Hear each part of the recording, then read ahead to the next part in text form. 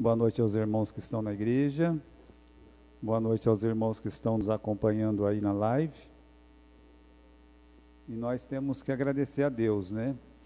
Agradecer a Deus, os irmãos, tanto aqui quanto lá em casa, poder estar assistindo a palavra de Deus, ouvindo a palavra de Deus.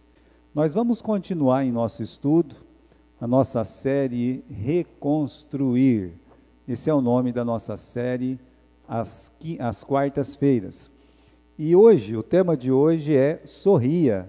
Deus não quer que vivas triste. Esse é o tema e é o que está escrito na palavra, né?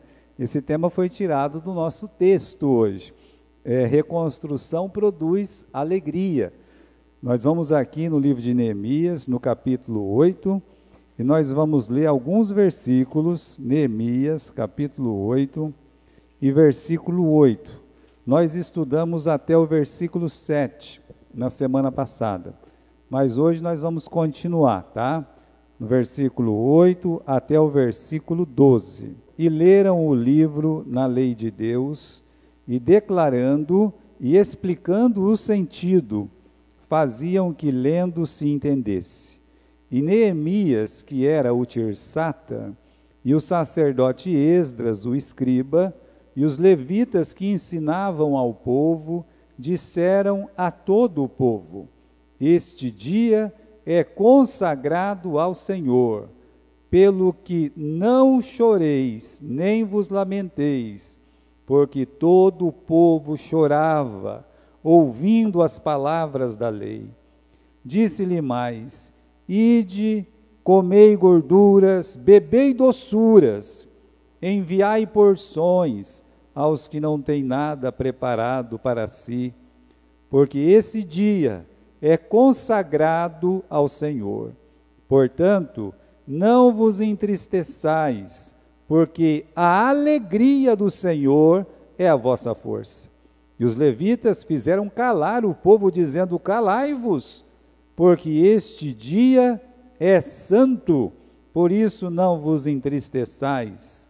Então todo o povo se foi a comer, a beber e a enviar porções, e a fazer grandes festas, porque entenderam as palavras que lhes fizeram saber. Vamos ler de novo o versículo 8.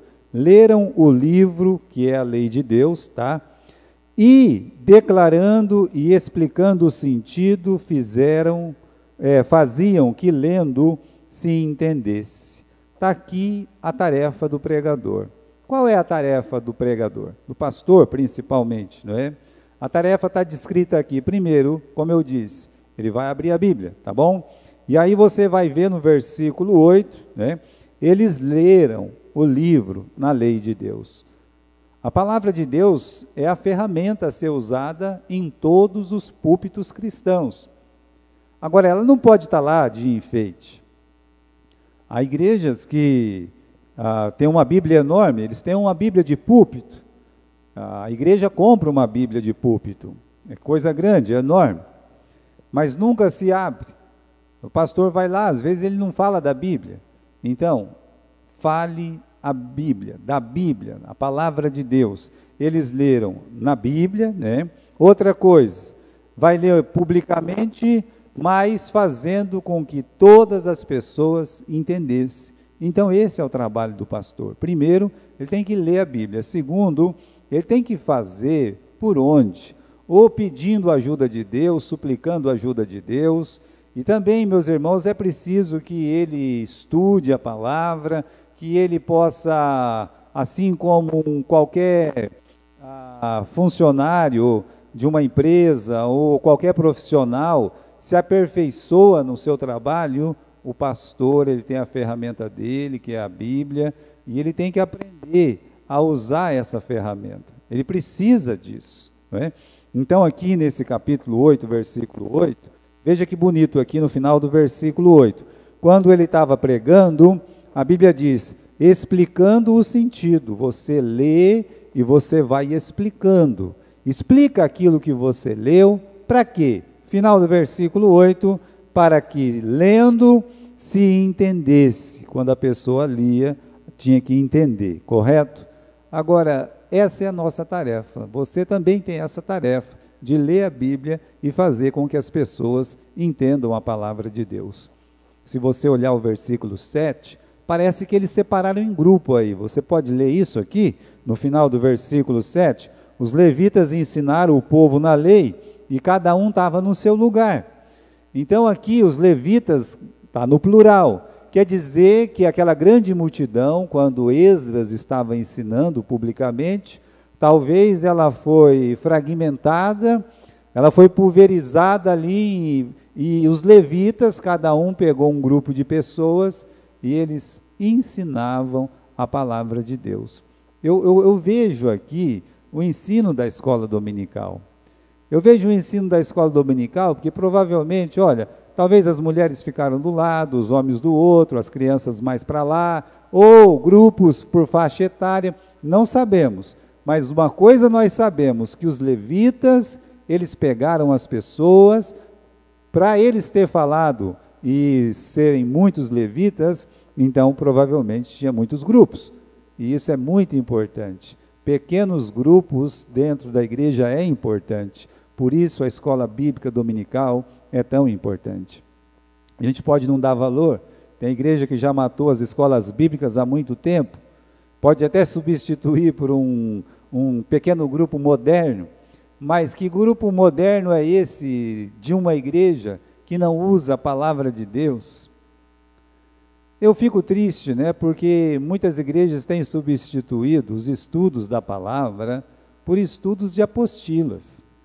E eu digo para você que as apostilas são feitas pelos homens. E nem sempre elas vão dizer a verdade, porque ela não é a Bíblia. Só a Bíblia é a verdade. Então a igreja tem a perder muito quando isso acontece. A igreja deve ter os seus pequenos grupos, mas todos eles estudando a palavra de Deus.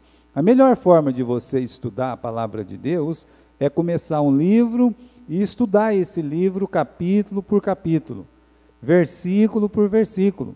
Vai estudando a palavra de Deus. É isso que nutre nas pessoas, mesmo nas crianças, essa alegria que nós vamos ver hoje à noite. Quem é que é esse pregador? Dá uma olhada aqui no versículo 9, que diz que o Neemias, né, e o sacerdote Esdras, o escriba, e os levitas que ensinavam o povo. Então parece que nós temos o Neemias liderando as pessoas, e o Esdras, ele está liderando esse movimento de volta para as Escrituras. O nosso Esdras. Qual Esdras? Aquele que escreveu o livro de Esdras. Irmãos, esse personagem, ele é muito importante na Bíblia. Ele tomou uma decisão na vida dele, talvez quando ele era muito criança, ou quando era um jovenzinho, mas ele tomou uma decisão que você pode ler comigo, lá em Esdras, no capítulo 7, versículo 10. Você vai encontrar essa frase aqui, né?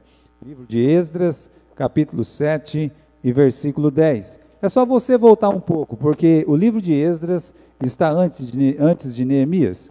Então leia comigo aqui, né, capítulo 7, versículo 10, porque Esdras tinha preparado o seu coração, veja só. Isso foi antes dele talvez se tornar um adulto. Ele preparou o coração dele para quê? Para buscar a lei de Deus, para cumprir a lei de Deus e depois para ensinar a lei de Deus. Quem é esse homem que está ensinando aquela multidão lá no livro de Neemias? Esse mesmo, o Esdras, que preparou, ele já tinha preparado o coração dele, ele morava lá na Babilônia. Ele morava na Babilônia, lá perto do Neemias. E há um diferencial de Esdras para Neemias, é que o Esdras chegou 14 anos antes do Neemias. E ninguém colocou um tijolo na parede. E não houve uma reforma espiritual. E ele veio justamente para fazer uma reforma espiritual. E em 14 anos, irmãos, coisas aconteceram que não progrediu. O Esdras, ele não conseguiu, mas ele orou muito. O livro de Esdras, depois do capítulo 7 até o final, fala como Esdras chorava, como Esdras orava, mas ele não conseguia os bons resultados. O que Deus fez? Deus deu uma segunda chance para o Esdras, quando trouxe Neemias. E aí com Neemias, olha que bonito, vamos voltar lá em Neemias capítulo 8, versículo 9. Agora sim, o Esdras, ele está cumprindo o sonho dele. O Esdras, ele está fazendo aquilo pelo qual ele saiu 14 anos antes, lá da Babilônia. O quê? Ele está fazendo uma reforma espiritual. Ele está ajudando na reconstrução espiritual do seu povo. Eu posso imaginar o Esdras, agora, meus irmãos, ele está dizendo para as pessoas, olha que estranho, se você ler o livro de Esdras, você vai ver o quanto que ele chorou, o quanto que ele se entristeceu. E é ele aqui no capítulo 9, versículo 9, que está dizendo, olha, para de chorar, não chora, né? Hoje é dia festivo, hoje é dia santo, hoje é dia de alegria. Ele está proibindo, junto com Neemias, das pessoas chorarem. Irmãos, então, veja, né? Versículo 8 do capítulo 8 ensina para nós que não basta ler, é preciso buscar que as pessoas entendam a palavra de Deus. Qualquer igreja, ela vai ser muito mais útil se fizer isso. Nós podemos fazer grandes shows e atrair muitas pessoas. Nós podemos fazer grandes encontros e atrair muitas pessoas. Ou nós podemos fazer essas coisas, né, com o objetivo de ter muitas pessoas, mas eu digo uma coisa, se a Bíblia não for aberta, lida, e fazer com que as pessoas entendam o que se leu, de nada aproveitou. Eu conversei uma vez com o pastor João, ele trouxe naquele tempo, né, muitos anos atrás, ele trouxe o Luiz de Carvalho. Na época, o Luiz de Carvalho, isso na década de 70 para 80, era o maior cantor evangélico, atraía multidões, era uma espécie de, sei lá, hoje, né, um cantor famoso dos evangélicos aí, né, mas era um homem assim, né, que atraía, e ele foi lá, contratou mesmo, foi lá, falou assim, não, nós vamos fazer isso aí, vamos alugar o ginásio aqui, nós vamos fazer um super culto, né, diz que ele ficou muito decepcionado, porque foi uma gentalhada, e esse Luiz de Carvalho, apesar de tudo, né, de cantar muito bem, ficou falando que alguns crentes não pagavam, porque ele levou um calote, não sei de que pastor, em vez de ele ter era para ser uma coisa evangelística, e acho que ele não estava acostumado com o estilo Hatcher, né, mas o pastor, ele só queria pregar o evangelho, ele só queria pregar a Bíblia, só isso que ele queria, né, e aí quando o pastor começa a pregar, as pessoas que estavam lá, na maioria crentes, eles não se comportavam, ficava levantando, ficava falando, conversando, subiando. Então para ele diz, não foi uma boa experiência para mim, porque eu trouxe alguém para atrair muita gente, é verdade, só que eu atraí um monte de crente vindo de todos os lugares da região, né, Garça e circunvizinhança, e não teve aquele resultado que eu esperava. Eu queria que pecadores viessem ao conhecimento da verdade. Não, meus irmãos, que ele se decepcionou com a música do Luiz Carvalho. Não, ele cantou muito bem, né? Ele atraiu muita gente, mas não foi como ele queria. Olha, se nós queremos mudar, se nós queremos transformar corações, se nós queremos reconstrução, é preciso pegar a Bíblia, ler a Bíblia e explicar a Bíblia. Existe um reavivamento que acontece em Samaria, e Filipe, ele produz esse reavivamento. Jesus foi expulso dessa cidade, e quando Filipe chegou lá, no livro de Atos, a Bíblia diz que ele começou a falar de Jesus, a pregar a palavra de Deus, a falar de Jesus. O que aconteceu? A cidade explodiu em alegria. Capítulo 8, no mesmo capítulo 8, nós temos esse versículo aqui, essa passagem que esclarece muito, né, que não basta ler, é preciso fazer com que as pessoas entendam. O que está escrito aqui? Correndo Filipe ouviu que lia Isaías e disse, você entende o que leis? E ele disse, como é que eu posso entender se ninguém me ensinar? Então você tem aqui o papel do pastor, do crente, da igreja, que deve perguntar, você entendeu o que foi lido? Você entendeu essa passagem? Mas aí o eunuco, ele estava lendo por ler, e ele disse, eu não sei, como é que eu vou entender se ninguém me ensinar? Está vendo o que o pecador quer? Ele quer ser ensinado, O pecador, ele quer ser instruído. E esse é o nosso papel, o papel da igreja. É preciso que o ouvinte entenda o que foi lido. Jesus disse: quem lê, entenda.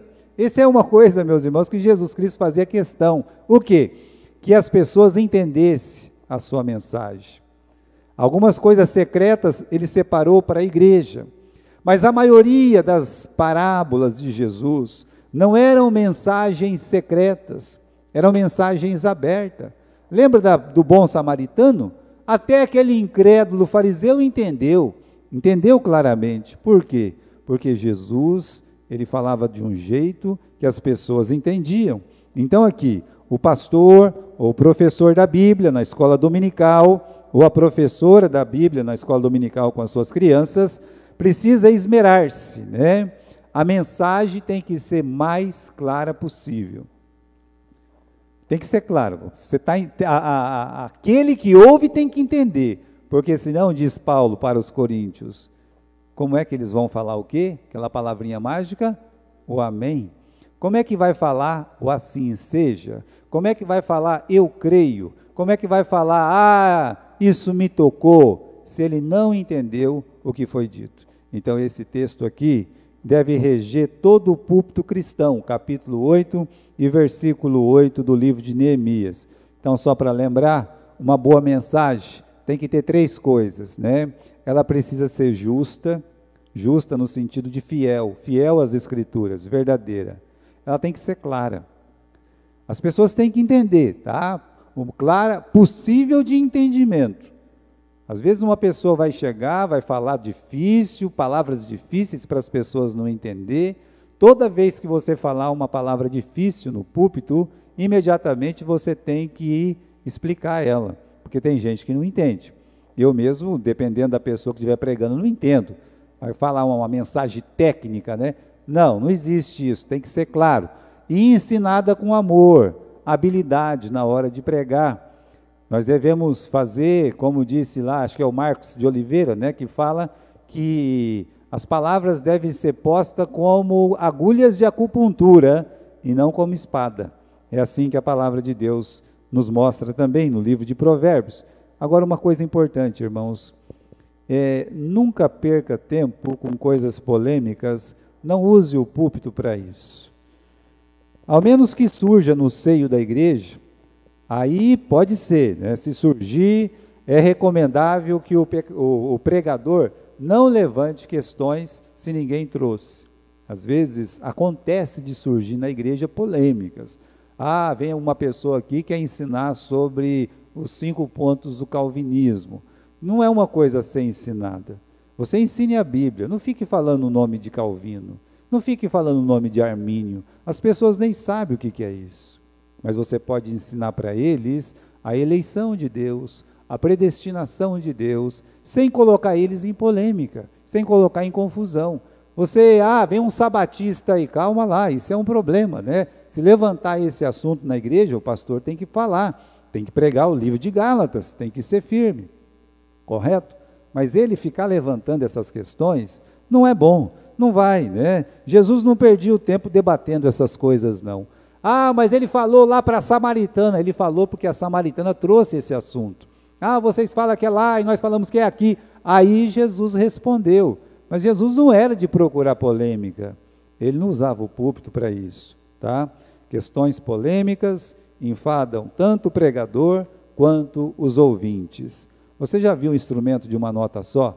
Bom, eu confesso para vocês que eu nunca ouvi, mas deve ser uma coisa muito horrível.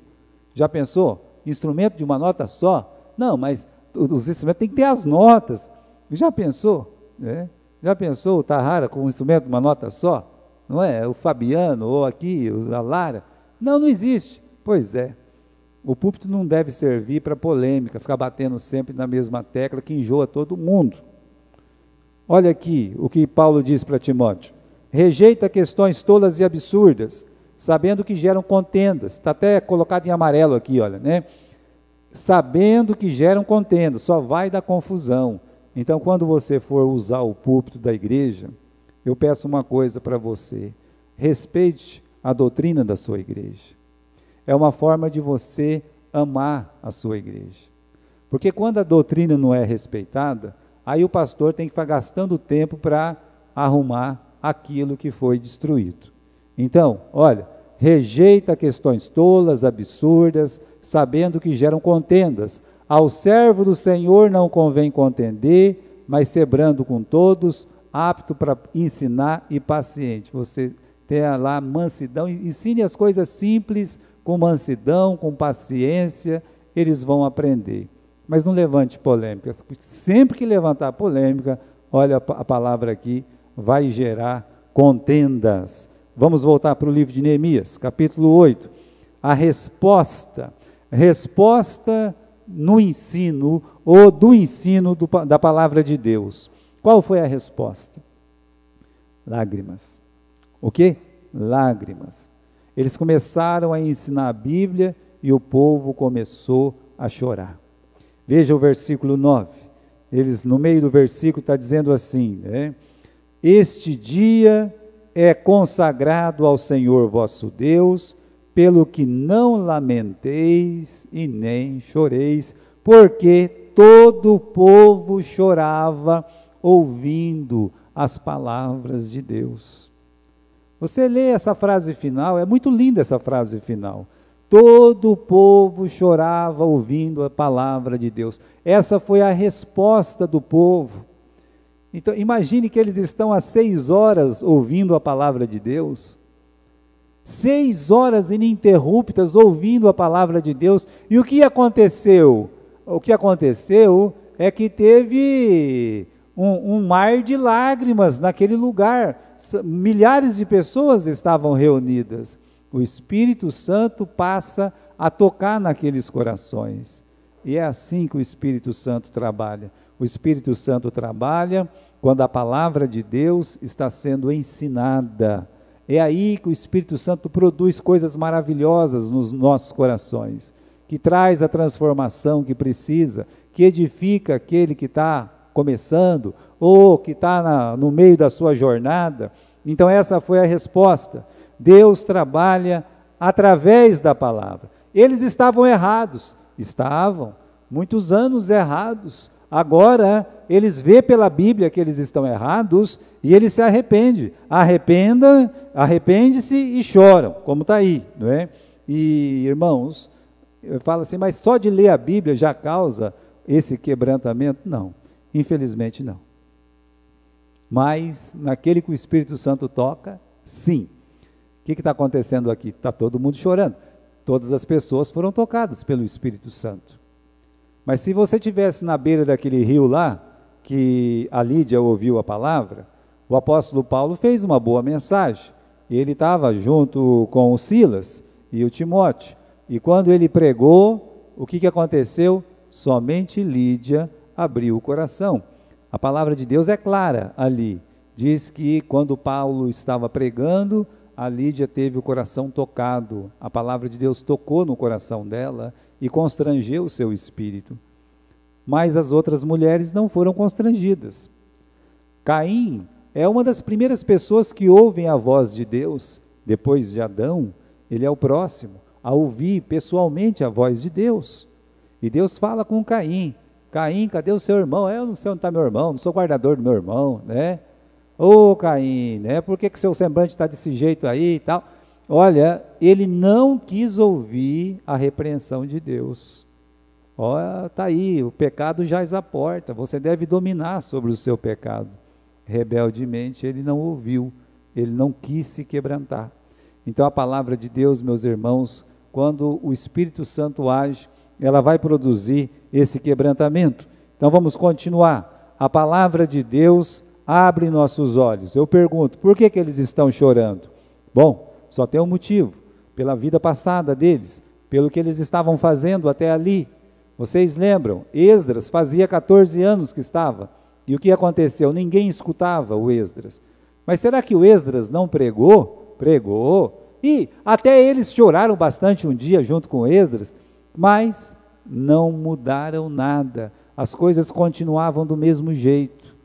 Nós sabemos que há quebrantamento quando? Quando tem lágrimas? Não. Nós sabemos que há quebrantamento quando há mudança, quando há transformação, Como eu disse, há 14 anos o Esdras estava tentando e não teve um bom resultado.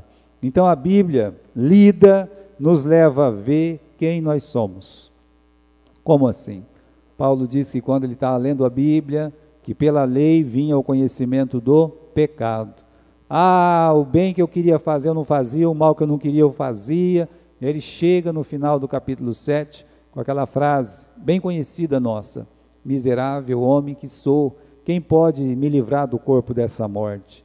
Então, a leitura da Bíblia, quando a pessoa é tocada pelo Espírito Santo, nós descobrimos quem nós somos. É impossível uma pessoa ser tocada pelo Espírito Santo quando lê a Bíblia e produzir a soberba, o orgulho, dele achar que ele é bom, dele achar que ele não precisa de mais nada, dele achar que ele é melhor do que o outro que está do lado. O Espírito Santo jamais vai produzir isso aí, mas o Espírito Santo produz esse quebrantamento: miserável homem que sou. Mas a Bíblia não apenas nos leva a ver quem nós somos, ela também nos leva a ver quem Deus é. E por isso, quando nós descobrimos quem Deus é, nós choramos, mas também nos alegramos. É isso que vai acontecer aqui no capítulo 8. Vamos continuar a nossa leitura, versículo 10. Disse mais: ide, comei as gorduras, bebei as doçuras, e enviai porções aos que não têm nada preparado para si, porque esse dia é consagrado ao Senhor. Portanto, não vos entristeçais, porque a alegria do Senhor é a vossa força. A palavra de Deus quebranta. Eu até escrevi o que era quebrantamento, para a gente ter uma ideia melhor do que é o quebrantamento. É quando nós sentimos o nosso pecado e nós nos quebramos. Aí a figura usada aqui é a do vaso. O vaso que é quebrado por quem? Quebrado pelo oleiro. Isso é importante lembrar. Não é que você se quebra porque você é piedoso ao ponto de se quebrar. Eu escutei a palavra de Deus, eu me quebrei todo. A não ser que quando você estivesse ouvindo, você estava em cima de uma escada, escorregou, caiu, bateu no chão, o narizão, né? Aí você vai se quebrar todo. Mas espiritualmente não funciona assim. Quando eu li a palavra de Deus, eu ouvi a palavra de Deus, eu me quebrei. Não. É Deus que te quebra, porque o vaso, ele quebra na mão de quem? Ele quebra na mão do oleiro. É o oleiro que quebra o vaso. Então o que Deus está fazendo aqui, ao levar a palavra até o ouvido de cada um, é quebrá-los pelo Espírito Santo. E se eles não ouvirem a palavra de Deus, Deus ele pode quebrar essas pessoas de outra forma. Mas só a palavra basta para muitas pessoas, só a correção basta para quê? Para que o espírito seja quebrantado. Então colocamos assim: é reconhecer a miséria, é confessar, é pedir o perdão, é se entregar nas mãos misericordiosas de Deus. Isso é quebrantamento. Uma vez que uma pessoa é quebrantada, ela passa a olhar o que Deus olha e vê o que Deus vê. Sabe por quê? Porque ela começa a descobrir também quem é Deus. E Deus, meus irmãos, o vaso quebrado, ele vai ser o quê? Ele vai ser reconstruído. O que está acontecendo aqui com essa nação? Eles foram quebrados. Até os muros foram quebrados, as casas foram quebradas.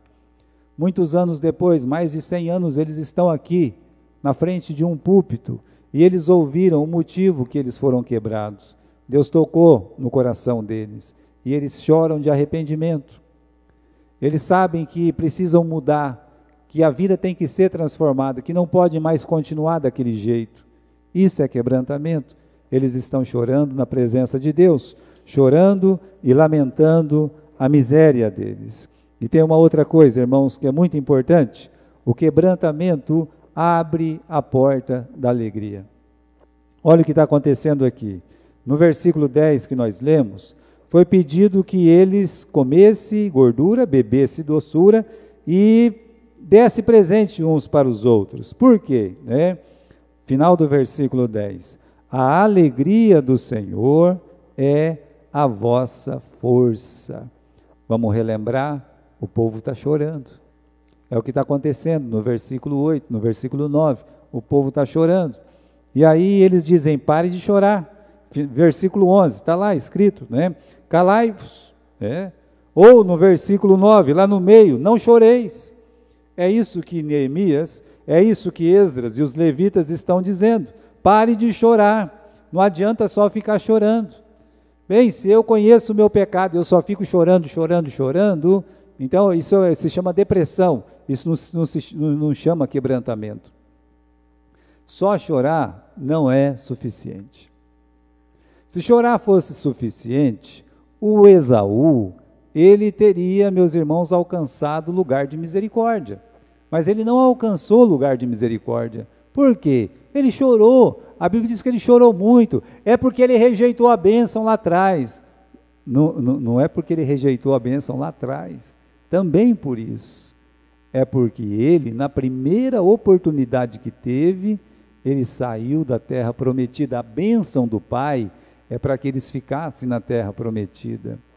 Veja só, se coloca no lugar do Esaú. Ele quer a bênção do Pai, correto? Vendeu lá atrás por um prato de lentilha. Aí vem o irmão e rouba a bênção, correto? E o que acontece? Ele sabe que a bênção é ficar na terra, ficar ali, aproveitar. E ele está na terra, e o irmão que recebeu a bênção foi embora da terra. Ficou 22 anos fora da terra. Nesse período de 22 anos, o irmão poderia dizer, eu que sou abençoado, né? Porque eu estou na terra. Eu estou na terra prometida, né? Aí, né? Afinal de contas, ele foi embora e eu fiquei. Não.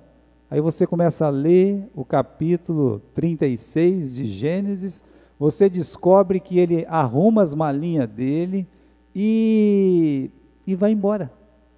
Ele vai embora de Canaã. Ele abandona, ninguém mandou ele abandonar. O pai dele nunca expulsou ele de lá, o irmão dele nem estava lá quando ele foi embora.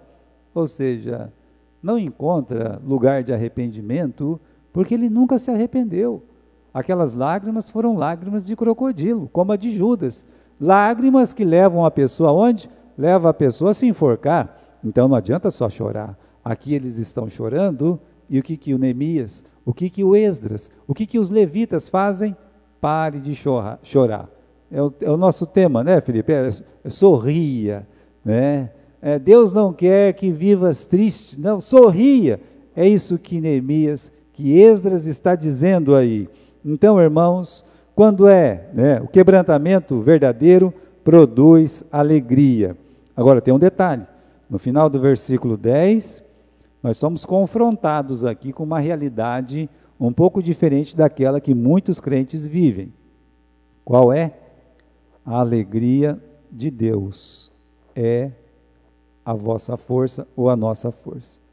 Resumindo esse versículo, está dizendo assim, olha, quando Deus está contente, você está forte. Quando eu estou contente, eu estou forte? Não, nem sempre você vai estar contente. Mas se Deus está feliz, se Deus está alegre, né? Então a alegria de Deus nos dá força. Eu vou explicar isso aí. Parece que Deus está mais para rir do que para chorar. Você sabe que na vida de Jesus, 33 anos, não é dito num versículo que ele riu? Já pararam para pensar nisso? Não tem um versículo dizendo que Jesus está a gargalhadas. Mas por 3 vezes é dito que ele chorou. Ele chorou no túmulo de Lázaro, ele chorou no Getsêmani, segundo o livro de Hebreus ensina, e ele também chorou sobre Jerusalém. Então são 3 vezes. Ele chora 3 vezes, mas não é dito que ri nenhuma vez. Por isso que eu disse, né, parece que Deus mais chora do que ri. Né? E quando é que Deus está contente? Quando Deus está feliz?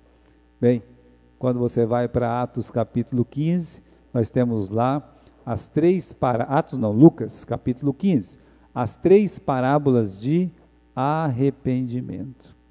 Quais são as 3 parábolas de arrependimento? Primeira parábola, qual que é? A ovelha perdida. A segunda parábola, qual é? A dracma perdida. E a terceira parábola? O filho pródigo. E nas 3 parábolas é dito o quê? Que Deus está rindo muito, que Deus está muito feliz. O pastor, ele vai atrás daquela ovelha perdida, que representa os pecadores sem Jesus. E ele faz o quê? Ele busca aquele pecador. Ele coloca o pecador nos ombros, carrega, e ainda chama todo mundo, né? Vem se alegrar comigo. Qual é o versículo daquele texto lá? Vamos abrir no livro de Lucas, no capítulo 15. Vamos lá, irmãos. Quando é que Deus ri? Quando é que Deus está alegre? Quando é que Deus está feliz? Eu quero ver Deus feliz? Então está aqui, capítulo 15, versículo 5. Achando a ovelha perdida, põe nos seus ombros, cheio de alegria. A palavra aqui é júbilo, que é mais que alegria. E chegando em casa, convoca amigos e vizinhos e diz: alegrai-vos comigo, porque eu achei a minha ovelha perdida. Então, irmãos, toda vez que um pecador, ele se arrepende dos seus pecados, Deus está feliz. Não é bom saber que Deus fica feliz, que Ele não só chora, Ele chora quando nós pecamos. Ele chora de saber que a pessoa está indo para o inferno, morrendo para o inferno. Ele diz isso, falamos sobre isso no domingo. Agora, Ele ri, Ele está feliz, Ele se alegra. Alegrem-se comigo, por quê? Porque eu achei a minha ovelha perdida. O Filho do Homem veio buscar e salvar o que se tinha perdido. Mas não para aí. Aí você vai encontrar aquela dona de casa que acha a moeda perdida, os valores foram perdidos. Às vezes as igrejas, principalmente as instituições, as famílias, o indivíduo, ela perde os valores. Valores espirituais são perdidos. A moeda foi perdida, a moeda é valor. E quando os valores são perdidos, não vão ser mais reconquistados. Perdeu, uma vez perdeu, acabou, não recupera mais. Uma igreja que se desvia, acabou, não recupera mais. Não, aqui está a parábola da moeda. Ela encontrou a moeda, estava lá debaixo do porão, encontrou pela luz, versículo 9, achando-a, convoca as amigas, as vizinhas, dizendo: olha, alegrai-vos comigo, eu já achei o valor, ou seja, a dracma perdida. Assim vos digo que há alegria diante dos anjos por um pecador que se arrepende. Poxa, irmãos, mais pesado que isso, é só o versículo 7. Digo-vos que haverá alegria no céu por um pecador que se arrepende, mais do que por 99 justos que não precisam de arrependimento. E Deus está feliz, porque houve mudança no coração daquela ovelha, houve mudança de valor naquela instituição, naquela família. Agora, o mais bonito é a do filho pródigo, que está escrito aqui, meus irmãos, no versículo 32, olha só: era justo alegrarmos e regozijarmos, pois este teu irmão estava morto e reviveu, tinha perdido e foi achado. Deus encontra justiça para se alegrar, para se regozijar. Ele está em festa no céu, seja por uma ovelha, seja pelos valores, seja aqui pelo filho que volta para casa. Deus sempre vai ficar feliz quando há arrependimento, quando há o verdadeiro quebrantamento. Essas pessoas estão chorando no livro de Neemias, vamos voltar lá, e sim, elas estão chorando. Muitos anos vivendo errado, agora a luz da palavra brilhou nos seus corações, eles saem de um período de trevas, eles entram para a luz, eles estão chorando, lamentando a miséria, e aí vem o pregador e diz: pode parar de chorar, não choreis, alegrai-vos, comei gorduras, bebei doçuras, presenteai um ao outro. é dia de festa. Irmãos, Israel está voltando a ter comunhão com Deus, e isso deixa Deus feliz. Por isso que Deus proibiu a tristeza, porque Israel estava voltando para os braços do Senhor. Ah, mas o muro já estava feito, mas o muro é pedra. Aqui nós estamos falando de vida. Deus está mais feliz em saber que aquelas pessoas estão chorando o pecado e voltando para casa, voltando a ter comunhão com Ele, do que os muros que foram feitos. Eles fizeram os muros e ninguém chorou, mas agora eles ouvem a palavra e eles choram. Então Deus tem prazer na comunhão do seu povo, Deus tem prazer no quebrantamento, Deus tem prazer na transformação de vidas, Deus tem prazer na reconstrução de vidas. O que está acontecendo aqui? É a reconstrução espiritual. Então Deus tem prazer na reconstrução espiritual. Alguém pode ficar triste, alguém pode ficar magoado, alguém pode chorar porque alguém está reconstruindo a sua vida, mas Deus não. Deus está sempre feliz com a reconstrução. Aí, a alegria de Deus está no arrependimento das pessoas. Então, a alegria de Deus faz o quê? Nos dá força para ser feliz. Então, os levitas estão dizendo aí no versículo 10, engole choro, versículo 11, olha lá. Os levitas fizeram calar o povo dizendo, engole o choro, engole, olha lá, calai-vos, porque este dia é santo. Por isso, não vos entristeçais. Aí, irmãos, é só festa. É festa, nós vamos ver essa festa semana que vem. Nós vamos fazer 3 estudos no capítulo 8. É muita festa no capítulo 8. O povo se alegrou, comer, beber, fazer festa, Natal antecipado, todo mundo dando presente para todo mundo. E qual é o segredo da felicidade mesmo? Vamos ler o final do versículo 12. O que está escrito aqui? Eles entenderam as palavras que lhes fizeram saber. Sorria, Deus não quer que a sua vida seja triste. Deus não quer que você viva triste. Mas para você sorrir, você tem que ler a palavra, entender a palavra.